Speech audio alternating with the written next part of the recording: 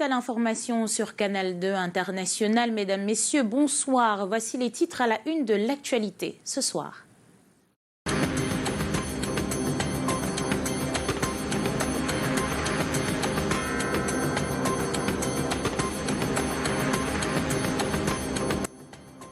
Le goût de la liberté, la sénatrice Regina Mundi a franchi des mains des séparatistes après un mois de captivité. C'est un véritable happy end grâce à l'intervention de l'armée. Elle est apparue le sourire aux lèvres à l'aéroport de Bafut.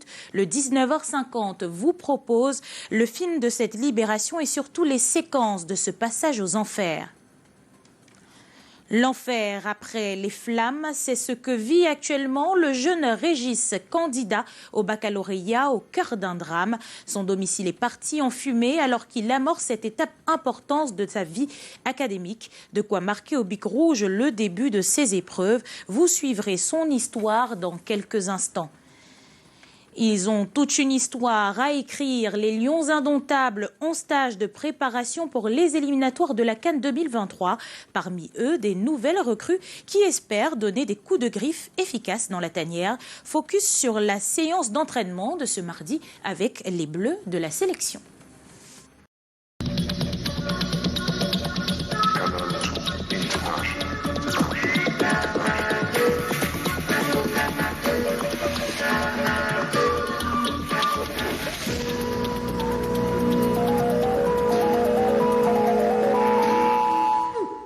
Soyez les bienvenus au 19h50 sur Canal 2 International. Un vent de liberté souffle depuis ce mardi à Bamenda, dans le nord-ouest. Regina Mundi, sénatrice RDPC, est libre et depuis tout à l'heure, elle est auprès de sa famille. Une opération rendue possible grâce à la collaboration armée-nation.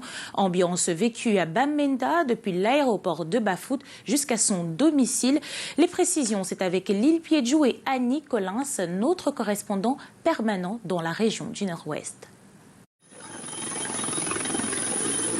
Aéroport international de Bafut, mobilisation particulière. Sur le tarmac se pose un hélicoptère de l'armée camerounaise avec à son bord un passager pas comme les autres. Quelques secondes, l'on peut apercevoir Elisabeth Regina Mundi. Très en forme, souriante et bien protégée dans ce jean bleu et blouson noir. Juste un petit bobo au niveau de la cheville. La sénatrice RDPC est accueillie par le gouverneur de la région du Nord-Ouest, les forces de défense et sa famille, surtout sa fille, qui fond en larmes en prenant sa mère dans ses bras.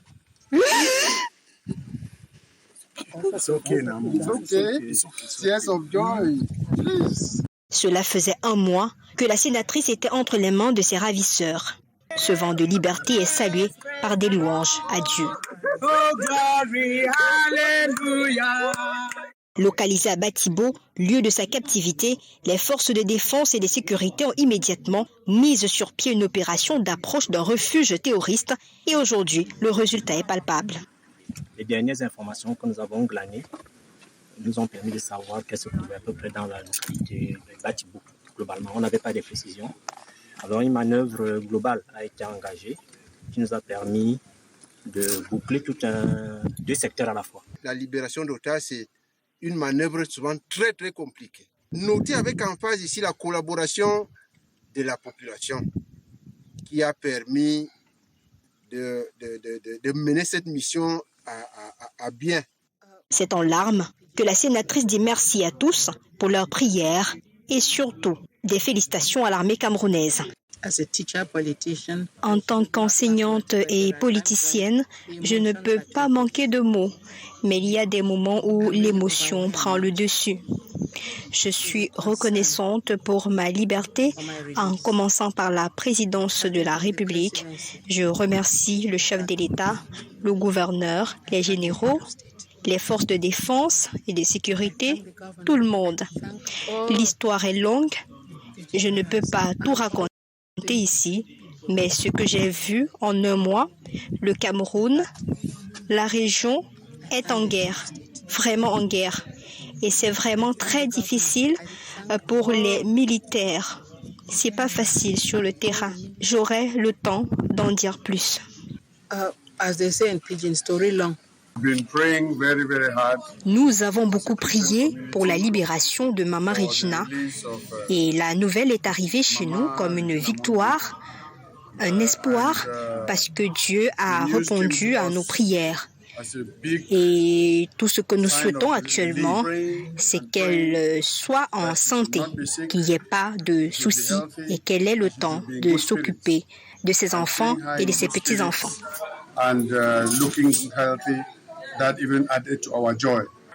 Occasion également pour le gouverneur de la région du Nord-Ouest, Adolphe Lélé-Lafrique, de féliciter cette bravoure de l'armée camerounaise qui a ramené en vie Elisabeth Regina Mundi et d'autres otages. Il m'a par conséquent chargé de souhaiter bon retour à sa famille, à la région, Madame la sénatrice, mais également d'adresser aux forces de défense et de sécurité ses vives félicitations. Après Bafout, le cortège se rend à son domicile. Elisabeth retrouve son espace privé où elle reçoit la bénédiction de l'archevêque de Bamenda dans une tenue plutôt relaxe. Et elle peut alors, dans des échanges conviviaux, leur raconter son séjour en captivité. Kidnappée à Bamenda le 30 avril dernier, Elisabeth Regina Mundi n'oubliera pas de sitôt ce séjour entre les mains de ses ravisseurs. Et revenons justement sur la séquence, ou plutôt les séquences de l'enlèvement de Regina Mundi. Retour sur ce mois de captivité vécu par la sénatrice de son kidnapping survenu le 30 avril aux sévices que lui ont fait subir ses ravisseurs. C'est avec Junior Ossin et Annie Collins une fois de plus.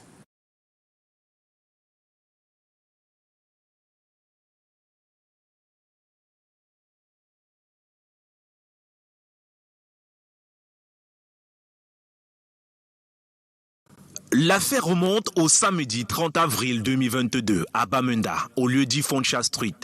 La sénatrice RDPC, Regina Elisabeth Mundi, en chemin pour un mariage, sera kidnappée à cet endroit par des individus armés. En effet, ces hommes armés vont barrer la route, forçant le véhicule à s'arrêter. La sénatrice et son chauffeur seront par la suite enlevés de force et conduits à une destination inconnue. Après que les présumés ravisseurs aient revendiqué l'enlèvement, Regina Mundi va apparaître quelque temps sur une vidéo postée sur les réseaux sociaux dans laquelle elle lit manifestement sous la contrainte un texte en anglais réclamant l'indépendance de la partie anglophone. Today, the 30th of April 2022 of Amazonia in la République to also resign and join our brothers to fight and push la République out of our country. Ask la République to maintain their boundaries as from independence. Ces présumés séparatistes vont par la suite réclamer la libération de 75 prisonniers séparatistes, faute de quoi la sénatrice sera exécutée le 20 mai, jour de la célébration de l'unité nationale au Cameroun. Après un mois de captivité, Regina Mundi est enfin libre. Le fait remonte au dimanche 29 mai 2022. L'armée camerounaise va opérer une mission d'approche dans une cachette de ses ravisseurs à Ancho, dans le département de la Momo. L'opération va durer plus de 24 heures et c'est dans la soirée du lundi 30 mai 2022 que l'armée camerounaise va procéder à la libération de plusieurs otages, parmi lesquels la sénatrice Regina Mundi. Et c'est tout un fait à analyser ce soir. Objectif atteint par l'armée dans la bataille de Batibo. Les géostratèges y voient une action galvanisante pour le moral des troupes et la sécurité des populations. Ces derniers temps, les enlèvements se font récurrents et l'armée vient de marquer des points sur le théâtre des opérations. C'est ce que nous disent les experts contactés par Monique Naoussi-Fosso et Henri Chinda dans cet élément. Le coup d'éclat des forces de défense et de sécurité à Batibo est rassurant selon le géostratège Dr Larmé. Une action militaire dans un contexte d'insécurité galopante, mettant en mal l'intégrité territoriale et la paix que doivent jouir les populations. Le kidnapping suivi de demandes de rançon font désormais partie des modus operandis de ces groupes armés pour se faire entendre et divertir l'armée régulière. Un signe d'essoufflement. Lorsqu'ils en viennent, n'est-ce pas, au kidnapping, c'est dire en réalité que ils sont justement affaiblis sur les moyens d'alimentation. Donc pour nourrir l'effort de guerre, ils ont besoin de procéder par les kidnappings afin justement de tirer des rançons et dans la logique justement de se renforcer et de nourrir davantage, n'est-ce pas, l'effort de guerre. Mais c'est un signe déjà qui témoigne à suffisance que l'armée justement est en train de dominer ces mouvements séparatistes qui restent encore un mouvement, n'est-ce pas, asymétrique. Donc, tous les moyens, n'est-ce pas, sont permis par ce genre de mouvement, ce qui fait que il faut rester dans une logique justement d'attention parce que cette façon de combattre peut muter à tout moment. Le géostratège y voit l'une des mises en déroute les plus retentissantes par l'armée depuis le début de la crise il y a 6 ans. Et elle ne sera pas sans impact sur l'audace de ceux qui les narguent depuis ces années. Un signal fort pour qu'effectivement le camp Alves sache que désormais l'armée camerounaise est dans une logique de préserver la sécurité, de garantir la sécurité et l'intégrité territoriale du Cameroun. Donc, ce qui fait qu'aujourd'hui, l'impact est très fort parce que ces mouvements vont comprendre que peu importe les formes d'insécurité qu'ils peuvent apporter ou alors créer, l'armée camerounaise répond toujours et favorablement pour satisfaire justement les politiques publiques. L'armée camerounaise est dans une logique de démonstration, non seulement à l'échelle nationale, mais à l'échelle sous-régionale, pour montrer que seule la paix justement pourrait être garantie par cette force. Les populations sont appelées à davantage coopérer avec les forces de défense et de sécurité afin que l'information soit relayée en temps réel. Car le triomphe de Batibo est le fruit du renseignement dans la stratégie militaire. Et vu qu'on parle de sécurité, fin de course justement pour un gang de braqueurs qui a semé la terreur à Baham. Ils sont tombés dans les filets de la gendarmerie après les tirs nourris. Les forces de l'ordre ont eu raison de cette bande organisée. Plusieurs neutralisés. Récit de Walter Bertrand et Dimitri Kuaté. Les éléments de la compagnie de Baham dans le département des Hauts-Plateaux ont mis fin aux activités criminelles d'un redoutable gang de présumés braqueurs, tous spécialisés dans le vol par effraction dans les domiciles des opérateurs économiques, lieux de commerce, braquage à main armée, vol de véhicules. En leur possession, les gendarmes ont récupéré un impressionnant arsenal constitué de 2 pistolets automatiques de fabrication américaine, d'une meule, arrache-clous, armes de chasse, ciseaux et pinces. À Baham particulièrement, nous avons connu le braquage de la boutique MTN à 3 reprises, le braquage de la station Global Petroleum à 1 reprise. Donc depuis un certain temps quand même, on travaillait d'arrache-pied, on était à leur trousse. Alors, dans la matinée du 17 mai, aux environs de 1h30 du matin, ils sont revenus pour à nouveau braquer la boutique MTN de Baham. C'est à ce moment-là qu'on les a pris en flagrant délit. Il y a eu échange de coups de feu et on a pu neutraliser sur le coup ces 2 malfrats et puis 2 autres se sont enfuis. Ces hors-la-loi ont semé la terreur ces derniers temps dans les régions du nord-ouest, de l'ouest, du littoral et du centre, avec pour base de repli Bafoussam, où ils planifiaient leurs opérations. C'est lieu pour moi de féliciter ces collaborateurs qui ont fait preuve de professionnalisme et en même temps d'adresser nos sincères remerciements à la population qui a également fait preuve de collaboration parce qu'il faut le reconnaître, c'est le fruit de cette synergie, de cette collaboration de nos populations. Nous avons également demandé à nos opérateurs économiques d'investir dans la sécurité, de prendre des mesures internes, parce que la sécurité, c'est l'affaire de tous. Ces professionnels organisés à Guéry méditent actuellement leur sort entre les mains des hommes en tenue avant d'être déférés. Un rappel à mémoire dans ce journal à présent. Cela fait 5 ans que l'ancien évêque du diocèse de Bafia, Monseigneur Benoît Bala, a été découvert mort dans les eaux du fleuve Ebebda. Son décès avait créé un choc au sein de la famille des chrétiens catholiques. Une messe a été dite ce jour en sa mémoire à la cathédrale Saint-Sébastien à Bafia. Espoir Baïra, Arnaud Devariota ont assisté à ce moment. La cathédrale Saint-Sébastien de Gordon, dans le diocèse de Bafia, était pleine à craquer de monde ce jour à l'occasion de la commémoration de la mort de son ancien évêque, Monseigneur Jean-Marie Benoît Mbala. Il y a 5 ans, le prélat avait été annoncé pour mort dans les circonstances troubles, plongeant les chrétiens catholiques du monde dans une immense consternation. Le diocèse de Bafia a pris résolument une décision forte. C'est que le 31 mai, il se rassemble et nous convoque pour faire mémoire, pour perpétuer la mémoire. Et ça, c'est un geste très fort. Rappelons que c'était le 31 mai 2017 que la voiture de l'ancien évêque avait été retrouvée sur le pont des Bebda avec un message sur le siège « Je suis dans l'eau ». 5 ans après, les chrétiens catholiques du diocèse de Bafia se souviennent encore de lui comme si c'était hier. Et comme mon bon père, il a veillé sur les brebis que nous étions.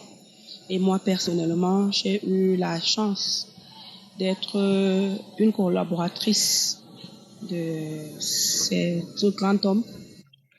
Monseigneur Benoît Mbala est mort, mais restent toujours attendus les résultats de la procédure qui avait été initiée. De Monseigneur Jean-Marie Benoît Mbala, décès survenu dans les circonstances encore non élucidées. Et nous comptons sur la providence pour que les vérités que tout le monde veut savoir puissent apparaître un jour. Cette célébration qui a connu la présence de nombreux religieux et religieuses aux côtés des autorités administratives du département du Mbamé-Inoubou s'est soldée par la bénédiction de sa tombe. Quittons Bafia pour la région de l'extrême nord. 20 ans et le sang de son propre enfant sur les mains. Un drame qui secoue là-bas un nourrisson de 8 mois abandonné dans une brousse à Kaélé par sa génitrice après qu'elle lui ait donné la vie. La famille de la jeune fille a pu corrompre le chef du village avec la somme de 400 000 francs CFA. Cependant, les forces de l'ordre ont pu voir clair dans cette histoire. Les détails avec Titi Freeman et Aminou Alioum. C'est emballé dans un sac et enfui dans ce buisson que le cadavre d'un nouveau-né a été découvert par des passants ce 30 mai au quartier Guétalé, à Kaélé, dans la région de l'extrême nord, Cameroun.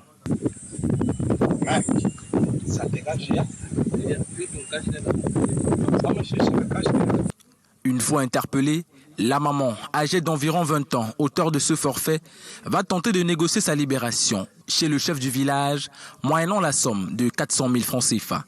Selon les témoignages du voisinage, la coupable aurait réussi à cacher sa grossesse avec la complicité de sa maman et d'autres membres de sa famille. Ils ont d'ailleurs tous été interpellés et iront avec la jeune maman répondre de leurs actes devant la justice. La dépouille du nourrisson a été immédiatement transmise dans un centre hospitalier pour examen et inhumation.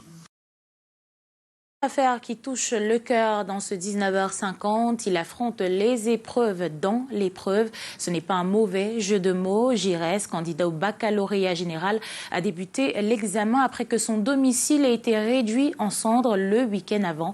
Tous ses effets scolaires ont été consumés, tout comme les diplômes universitaires de sa sœur aînée. Samuel Bayra nous raconte. Une ultime étape, mais Giresse, élève candidat, a fini par se rendre à l'évidence que le baccalauréat sera une preuve dans la tourmente. J'ai tout perdu avec mes cahiers que j'étudiais avec et toutes mes chaussures de l'école en question. Mais au moins le récépissé qui me permettait de composer était encore dans ma poche parce qu'il y a encore tout juste du sang. Les flammes ont tout réduit en cendres. Le premier jour de l'examen officiel a été un acte de bravoure. Son angoisse peu dévoilée, sa motivation ne faiblit pas. Je n'ai pas de documents disponibles, mais je suis quand même pas venu arriver. Je suis un camarade pour quand même faire certaines révisions pour essayer de faire la mise à niveau. Non, mentalement, je me sens déjà peut-être en forme. Une forme, pas au goût de sa mère. Le visage de détresse, les yeux gonflés et le regard qui erre.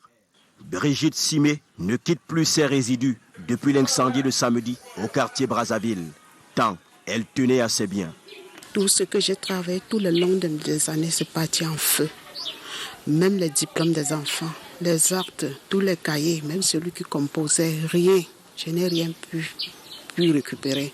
Tous mes marchandises, l'argent en liquide, plus de 200 000 poussières de 1000. C'est parti. Le moral en berne est plongé dans une rêverie. Cette étudiante en Master 2 à l'université de Douala a perdu tous ses diplômes. Cette fille qui fait l'université a perdu son bac, son acte de naissance et ses documents de l'université. L'avenir s'est couvert d'un nuage d'incertitude. Même la famine menace l'existence de cette famille. Je suis vraiment à terre. Je ne sais pas comment commencer. Même pour construire cette maison, même pour manger, je n'ai rien en poche. Je suis vraiment avide. Dans cette désolation, Giresse reste téméraire. Il doit obtenir son examen malgré les obstacles. Et beaucoup de courage à ce futur bachelier, on l'espère. Alors, il y a quelques semaines, nous vous présentions sur cette antenne des images de personnes atteintes de maladies mentales errantes. Ces dernières ont été appréhendées dans les rues de la capitale dans le cadre d'une opération initiée par le maire de la ville de Yaoundé. Une quarantaine d'entre eux se trouvent dans un état stable et veulent réintégrer la société. Delphine Foncoutene, Michel Faucon ont fait un tour au village de l'Amour, à l'hôpital Jameau. Voici le reportage. Pas de faux, on m'a attrapé à l'hôpital Jameau. Je veux que tous les gars de Bitam savent que c'est moi le rappeur. Le rappeur pète la forme, le verbe retrouvé après plusieurs mois de traitement. Un indice? C'est moi le petit qui était à Juvence avec Diane et Maman Coco. Comme lui, ils sont une quarantaine de jeunes autrefois atteintes de maladies mentales errantes. Désormais stable après un séjour ici au village de l'Amour, de l'hôpital Jameau de Yaoundé. À leur arrivée hier, presque dans l'état de ces nouveaux pensionnaires, certains sont même violés aujourd'hui. Les moments de maladie, de tristes souvenirs. J'ai été ramassé par un homme en tenue. Dans mon quartier, en Colmassin, je me promenais. J'étais plus que malade mental. Quand on m'a amené ici, je suis arrivé ici, je vadrouillais dans les rues de Yaoundé. Je suis arrivé en novembre, mais déjà je suis bien rétabli jusqu'à ce que je peux tout faire. Je sors comme ça du travail à la cuisine, entre vouloir travailler sur le manioc, je suis là avec le manioc pour classer. À la cuisine justement, nous rencontrons Alliance en plein boulot pour le dîner. Mange beaucoup ici, pas qui veut, mais qui peut donner un coup de main aux mamans en transportant par exemple du bois. Il y a deux façons de donner la nourriture. Il y a la nourriture principale que tout le monde doit manger, mais il y a encore une autre nourriture que si tu fais un grand effort de travail, on va te donner cela de manger. Au village de l'Amour règne l'amour certes, mais ces pensionnaires ont soif de la chaleur familiale. La famille qui est avec toi, mais qui personne ne veut lever le bout du doigt pour venir me chercher. J'ai dit à mon père qu'il pense à venir me chercher, parce que quand je passe le coup de fil, il est joyeux. Mais il ne sait pas où je me trouve. Le médecin demande que le membre de la famille vienne me chercher. Je lance le message à ma grande sœur Bokona Agnès. De retour en famille, la santé est recouvrée.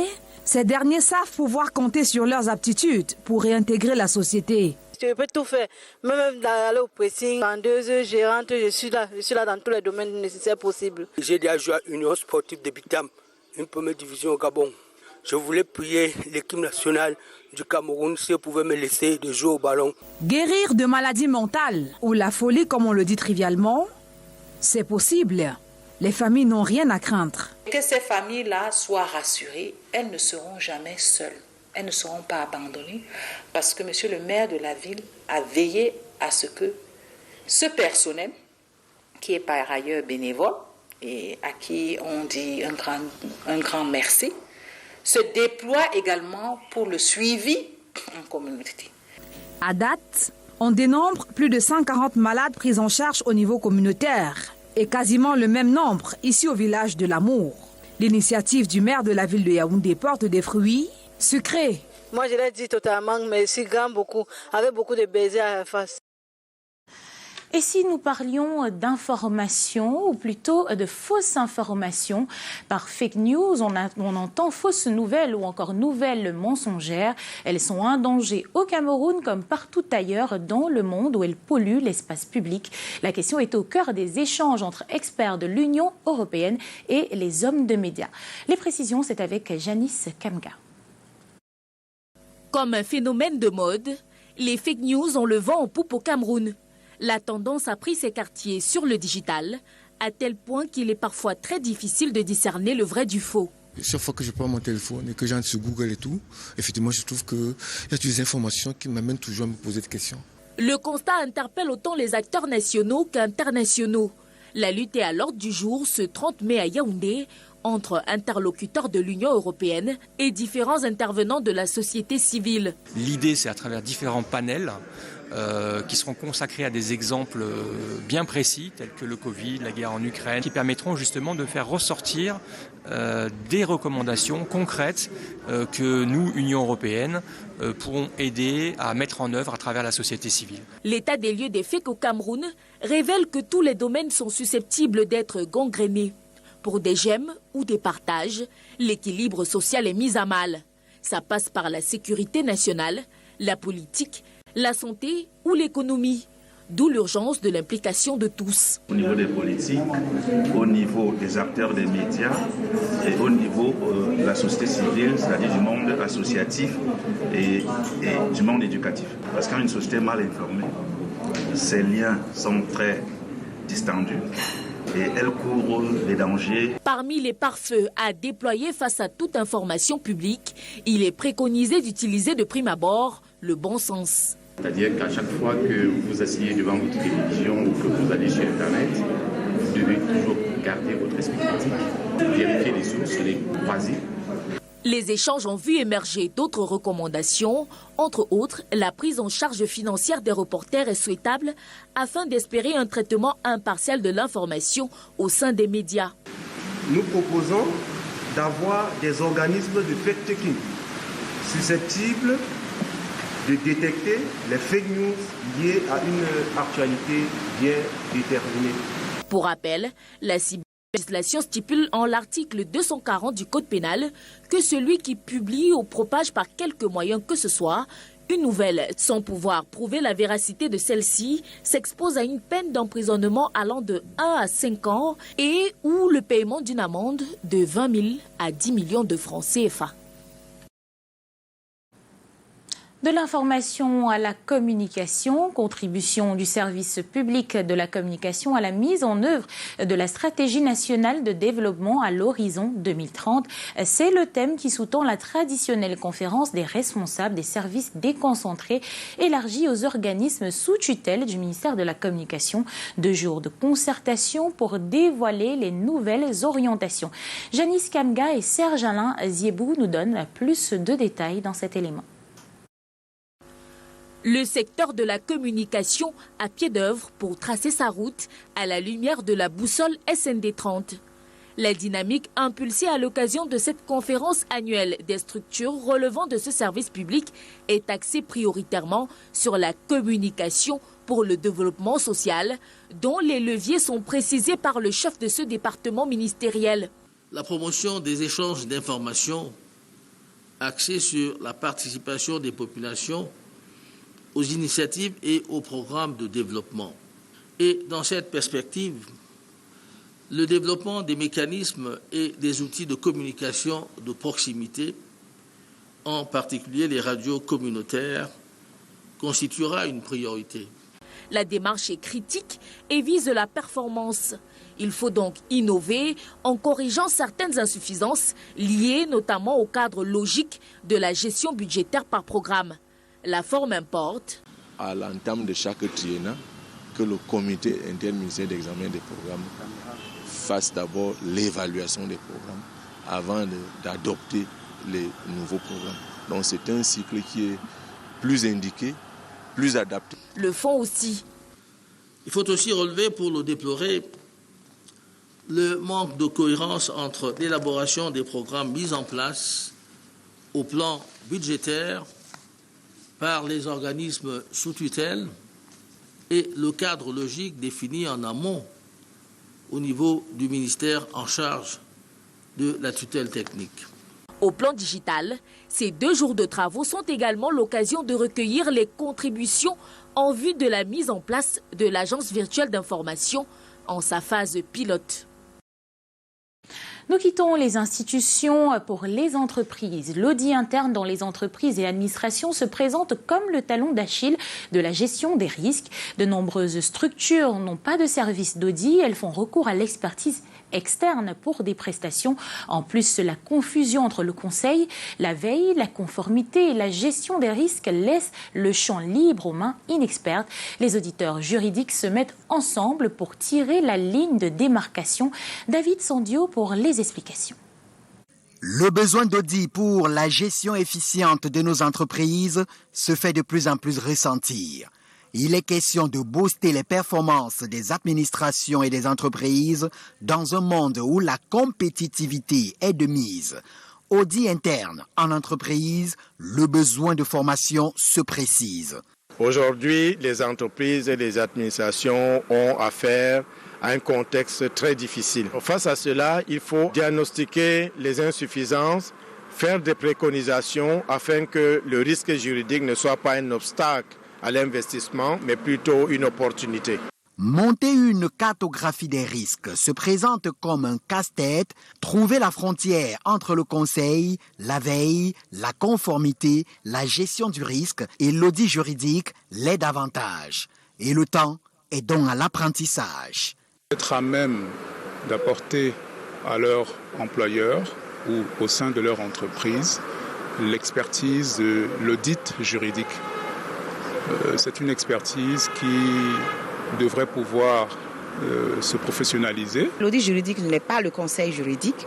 L'audit juridique, ce n'est pas un simple accompagnement. Le conseil est différent. La représentation, la défense, l'assistance, tout cela est différent de l'audit juridique. L'audit juridique, c'est une activité encore plus complexe, encore plus intéressante. Il faut l'approprier et il faut la maîtriser. Et que dire des différents freins à l'activité d'audit? C'est l'insuffisance des capacités internes quant à savoir mener une mission d'audit ou une activité d'audit. Parce que même les cabinets qui font les audits le font en matière financière, en matière comptable, en matière informatique ou des audits qualité. À Douala, sous l'initiative du Centre africain pour le droit et le développement, la pratique de l'audit juridique et de la gestion des risques juridiques dans les entreprises et administrations est mise au devant. Maintenant, parlons d'un combat qui devrait être une affaire de tous. La lutte contre le braconnage. Conserver les espèces protégées est un impératif pour les États tels que le Cameroun, le Tchad, le Congo. À Douala, une session s'est tenue pour évaluer les stratégies de lutte contre le braconnage. Junior Hossin nous en dit plus.